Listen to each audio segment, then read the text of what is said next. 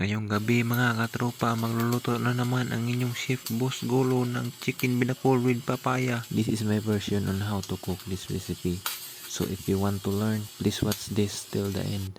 Diyan mga katropa, sinimulan ko nang magsibak ng manok using my chopping wood and dagger. As you can see tropa, medyo hindi ako marunong magkatay ng manok kasi wala akong masyadong experience about butcher. Kaya ganyan, hinimahiwa ko na lang yan. Bahala na kayo kung tama ba yung pagkahiwa ko, basta ako tamang sibak lang ng manok ang Boss Golo nyo dyan. Once mag-ihaw ka manok bay, ang akong dili ganahan no kay kanang paghinlo kay ngano hasulan kay ko mag-ibot og balhibo samot na ng pagkuwas tinae ginaampingan yun ako nga dili mabustot kay ngano baho gid kang itit mao gyud na makalangan kung ako pa maghinlo bay mao ang ako gusto kana naka-prep na daan ba para lahos-lahos pero largo na ba.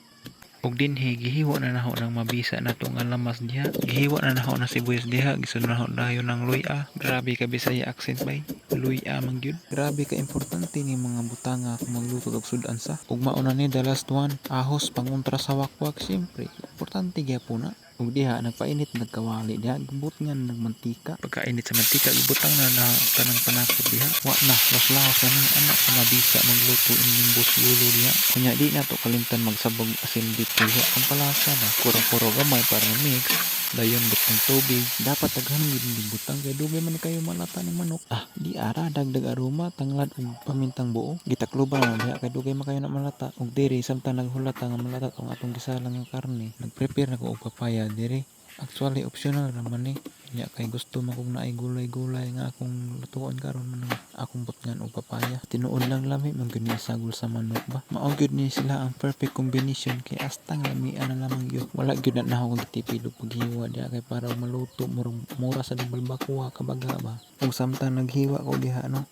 Shout out dahil ko sa atong mga solid supporters, mga solid viewers diha, mga solid reactors and commenters. Shout out ninyo tanan. Mabuhay kayo hanggat gusto nyo at huwag nyo kalimutang mag-ingat palagi. Ug diri ako nagitigbas ning butong para sa atong binakol. Mabisa yan tol. Ug dinhi pagkaablian na ako dayong gisit aside ang tubig sa butong kay ato nang isabaw sa manok unya. Ug dinhi dili po nato kalimtan ang unod kay mao man po ni ang usa nga nakapadag-lami sa atong sinabawan karon turon. Ug dinhi ako nang gilunod ng kapayas diha unya sabaw sa butong. Ug katong mga unod-unod sa butong butang na tanan. Unya huwat na lang tamalata ang kapayas ani. Ug mao na ni ready to serve na. Sus kalami ani papahan na po ang bahaw sa dalili ani. Thank you for watching guys.